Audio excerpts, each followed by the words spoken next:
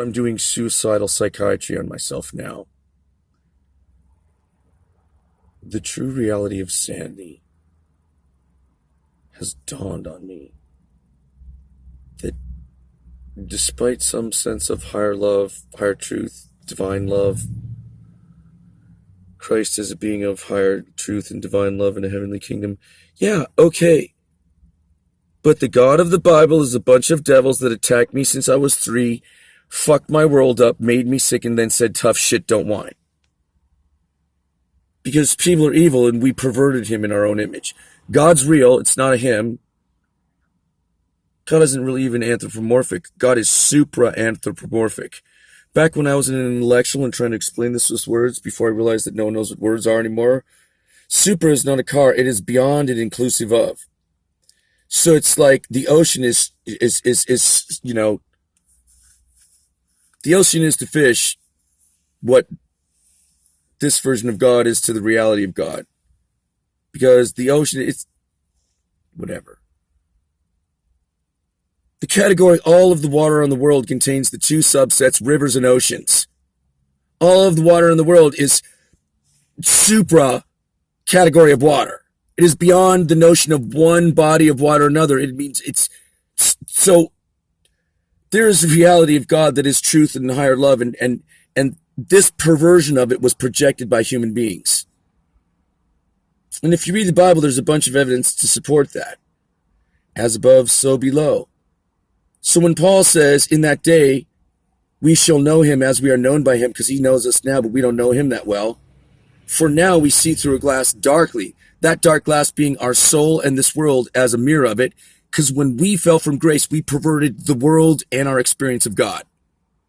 Now go explain that to a bunch of Americans that don't understand a goddamn thing and are self-righteous, indignant Puritans that think that somehow I must have done something to deserve this. You don't even have to believe in God to believe that somehow the Lord cursed me with this. He did. I was a little kid saying, hey, the adults' version of God, the Catholic neighbors, and my Jewish parents is an attack of the devil, and I was right. So when I heard a little voice saying, I'm going to make you sick, there's nothing you can do about it, first time it was just the real creator of love saying, in a totally detached way, this will happen to you. Don't take it personally. Well, gee, once you believe in a personal God that says, my strength is made perfect in weakness, my grace is sufficient for thee. Tough shit, you don't get to live your life for 41 years. I made it a hell. Hey, maybe I did you a favor. Don't whine. Go tell a Jew not to whine. Good luck with that. In the absence of a living relationship with God like we had probably back in the Old Testament, wandering around in the desert, maybe or maybe not, depending on how you look at it, what we have left of our dead shell of religion is dietary regulations and complaining. And in the words of George Costanza, Jerry said, but George, I thought you don't believe in God. He says, I do, but only for the bad things. That is Judaism. So when I say I'm a Jew for Jesus, I mean, I'm a guy who believes that God is out to curse him, and then he did. And what Jesus said was, tough shit, I'm just going to get you through it. That's not my department of God. Like it's a corporation, and the various components have effective deniability. What? So I was right. The thing that people think is God is a demonic stronghold attacking and raping me and then telling me, tough shit, I made you sick, I did you a favor. It's the same thing that was used to legitimize slavery. It's the same thing that was designed to tell people back in the day when they were Catholics, you're sick, it's a blessing from the Lord. It's the same thing that caused Father Junipo Serra, a guy they made a saint in San Luis Obispo like 500 years ago or so, to almost beat himself to death from the pulpit. And a guy in the audience says, excuse me, Father, let me do that for you. These people need you. I will kill myself for the Lord. So when Bill Maher says that Christianity is eviler that Islam is eviler than Christianity, they're 500 years behind us, buddy. 500 years ago, there were people killing themselves in the pulpit and thinking they were doing the Lord a service. That's not being long-suffering. That's being crazy. I was attacked by other people's idea of God, which is peopled by devils, because people wield the power of death, the spirit of arrogance, the spirit of toxic shame. In other words, you should be ashamed of yourself for bothering me with your suffering, you whiny little bitch. That's not God. That's man and the devil. But what passes for God is man and the devil, and I'm still sitting here going, yeah, but I'm sick as shit, can't take care of myself, and extremely worried I will never be able to. And you're not supposed to be 3 going, kill me, God, I can't take care of myself. All of the parents, the Catholics and the Jews, are inhabited by the demonic spirit of religion. And then 57 years later, all you're doing is going, this whole thing was a lie and I'm still sitting here. Sanity has dawned on me. I hope to survive it. I survived years of, oh my God, I'm schizophrenic. Oh wait, now I'm very ill. It turns out the illness was making me crazy, both through suffering and a biochemical imbalance. Wait, I was sane. I was right. Do you know the only thing shittier than being wrong is being right? I don't want to be right. It sucks to be right. You know what it does when you're right? It makes you more self-righteous and therefore more hateful and therefore more miserable, and I don't want to be. Gee, America, your Jesus is the devil and you're worshiping him in the form of greed, lust, and indignance. Toxic shame that says, gee, John, you should be ashamed of yourself for being sick, because obviously if the Lord wanted you to be well and healthy, he'd bless you. It took a long time for me to realize that this was evil bullshit. I spent my whole life saying the evil fairy tale called the vindictive, jealous God of the Bible ought to make me sick and poor can't be real. It was, and it worked, because he sent truly horrific entities to just beat the shit out of me and get me to do this crazy shit and give my money to various people, many of them shiesty, charismatic, cultic, born-again Christians, who at one point the lady literally was my Christian therapist channeler and totally possessed by what I called the Jesus demon. Just, she would look at you like Michelle Bachman. And she would get a word from the Lord, in other words, the devil, in other words, the ruler of her death cult. And what he told me was, why do you want a better life? I gave you life. I was sick as shit. I knew the real God had told me I was going to be very sick for a very long time and essentially cursed for many years to come. So when their stupid entities got me to burn the book I was writing, the only reason I was living, to talk shit in part about the Bible and my version of it and my life is an allegory of a fall from grace, and everyone's life is an allegory of a fall from grace, etc., etc., they went, we have to attack this guy and stop him. How can we stop him? We can make him one of us. Just beat the shit out of him. And God went, okay, that's cool. So, yeah, Satan attacked me, but God, as the owner of the dog, said, yeah, I want you to attack him. Or at minimum, once he attacked me, said, no, let him keep attacking him. Why?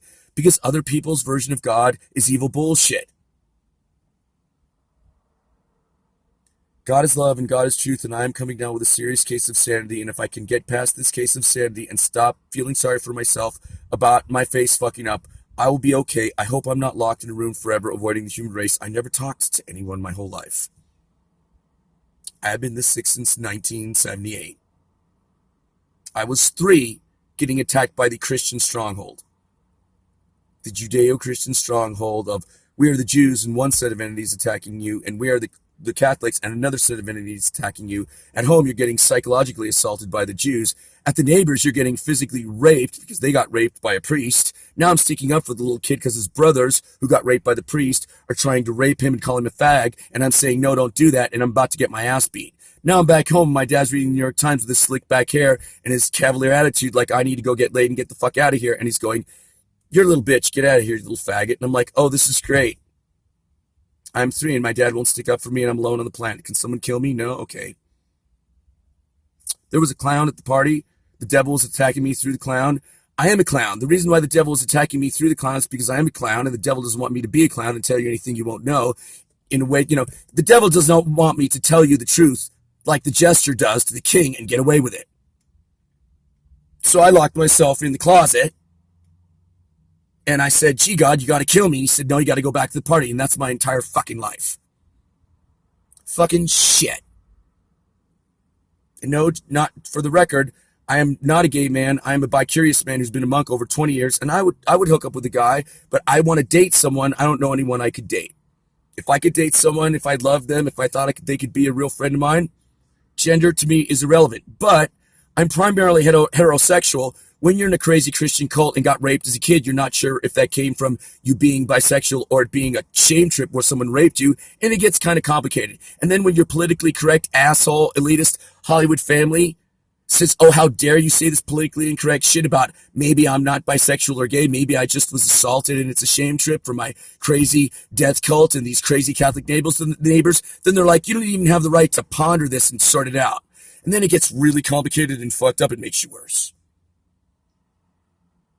I hope this gets better. I decided to convert for a time to atheism to see what it looks like. You know what it looks like from this lens of atheism? Sane! Only an evil, crazy God says, I want you to be sick, I'm doing you a favor. So, no, your grace wasn't sufficient for me. I wanted to actually live my life, and you let the devil and this illness talk me out of it, and I'm just going to get over it. I'm going to write a book, and in the book, one of the good messages is, when something terrible happens to you, if you bring one small good thing out of it, you turn a curse into a blessing and made the world around you a much better place, even if you don't know it. If you bring one good thing, if someone hears the story and goes, I had Morgellons, is that how you heal it? Now I can heal it. Now I know how to deal with it. Thanks for the guidance, John. Oh, wow, you gave me a few clues about psychology and theology too? Awesome. I hope this gets better. And once all of my faith died and I realized it was a demonic lie and a form of pathology, and then I do have a true form of faith, but it's not this. It's that higher love is real. And this is a perversion of higher love, so it can't be. It's not sanity. It's not love, so it can't be God.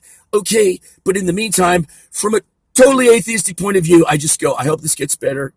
I won't shame myself for not curing it because I'm not a doctor and I'm not God. Oh, well.